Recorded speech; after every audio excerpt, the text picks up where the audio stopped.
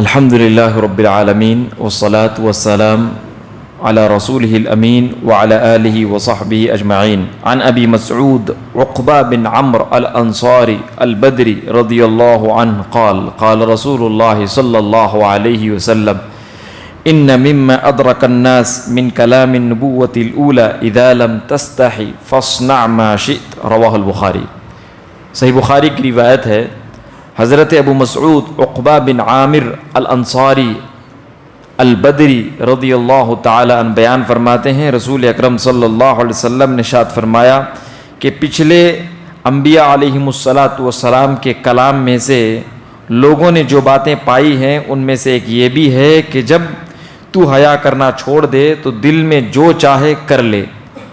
یہ حدیث صحیح بخاری کی روایت کے اندر موجود ہے. اس حدیث کے اندر اللہ کے نبی صلی اللہ علیہ وسلم نے اس بات کو بیان فرمایا ہے کہ انبیاء علیہم السلام کے درمیان جو باتیں کافی زیادہ مشہور تھیں ان میں سے ایک بات یہ بھی تھی کہ اللہ کے نبی صلی اللہ علیہ وسلم نے ارشاد فرمایا کہ پچھلے انبیاء علیہم السلام یہ کہا کرتے تھے کہ جب آدمی بے شرم ہو جاتا ہے، جب انسان کے اندر شرم و حیا باقی نہیں رہتی ہے تو وہ انسان کچھ بھی کر سکتا ہے، وہ کچھ بھی کر لیتا ہے.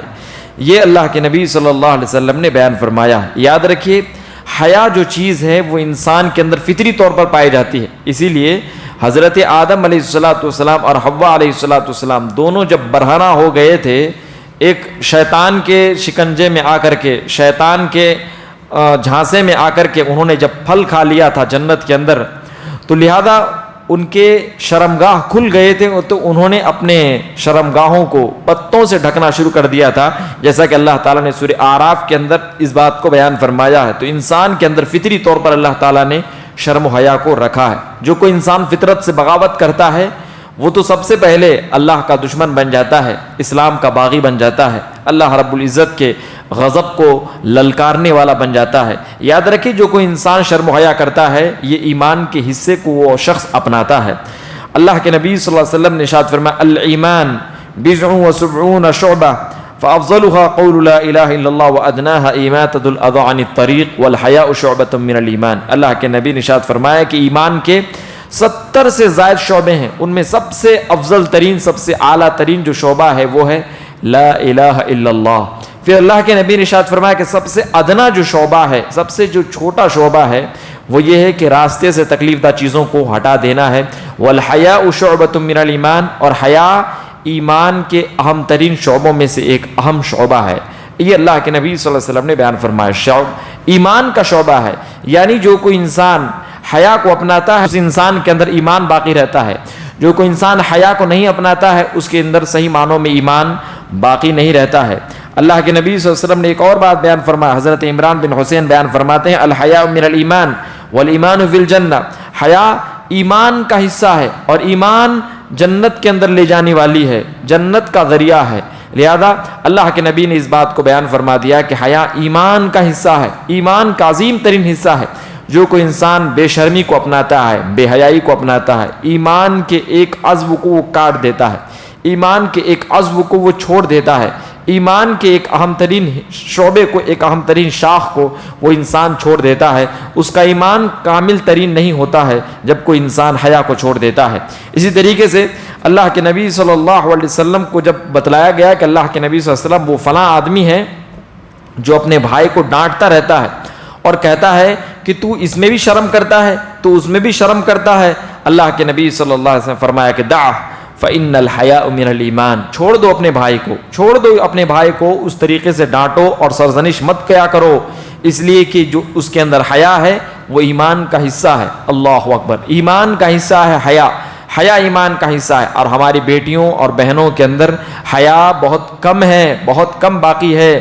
لہذا نہ آواز میں حیا کرتی ہیں، نہ چہرے کا حیا کرتی ہیں، نہ چلنے پھرنے میں حیا کرتی ہیں، اور نہ ہی ڈریس پہننے وغیرہ میں حیا کرتی ہیں. لہذا حیا عظیم ترین چیز ہے. حیا مرد کے اندر بھی رہنا چاہیے، عورت کے اندر بھی رہنا چاہیے. اللہ کے نبی صلی اللہ علیہ وسلم نے ایک اور بات بیان فرمائی الحیاء خیر کلہ. حیا مکمل طور پر خیر خواہی ہے. یعنی جس انسان کے اندر حیا نہیں ہے اس کے اندر خیر نہیں ہے، بھلائی نہیں ہے. جس انسان کے اندر حیا ہے اس انسان کے اندر ہر قسم کی خیر ہے، ہر قسم کی بھلائی ہے. یہ اللہ کے نبی صلی اللہ علیہ وسلم نے ارشاد فرمایا. ایک اور بات اللہ کے نبی صلی اللہ علیہ وسلم نے ارشاد فرمایا ما كان الفحش في شيء الا شانه وما كان الحياء في شيء الا زانه. جس کسی انسان کے اندر بے حیائی ہوتی ہے، جس کسی چیز کے اندر بے حیائی ہوتی ہے، وہ بے حیائی وہ چیز کو معیوب بنا دیتی ہے، برا بنا دیتی ہے. اور جس شخص کے اندر حیا آ جاتی ہے وہ چیزوں کو خوبصورت اور مزین بنا دیتی ہے. اللہ اکبر. یہ بات یاد رکھیے کہ جو کوئی عورت بے حیا رہتی ہے، جو کوئی عورت بے حیا رہتی ہے، لوگ اس کے جانب جھانکا تانی کرنے کی کم کوشش کرتے ہیں، لیکن جو حیادار عورت رہتی ہے اگر اس کے جانب جھانکنے کا موقع مل جائے تو لوگ اس کو چکاتے نہیں، اس کو دیکھنے کی کوشش کرتے ہیں. یہ لوگوں کے اندر ایک فطری طور پر پائی جاتی ہے. تو لہذا اللہ کے نبی صلی اللہ علیہ وسلم نے ارشاد فرمایا ہے کہ حیا جس کے اندر ہوتی ہے وہ چیز کو زینت والا بنا دیتی ہے. ایک انگوٹھی اگر کوئی انسان ایک ڈبے میں رکھتا ہے، بہت زیادہ کپڑوں میں لپیٹ کر کے، ڈبے میں پیک کر کے، تو لہذا اس کی اہمیت زیادہ رہتی ہے. جب اس کو مارکیٹ میں بیچتے ہیں تو ڈیمانڈ کے ساتھ بیچا جاتا ہے.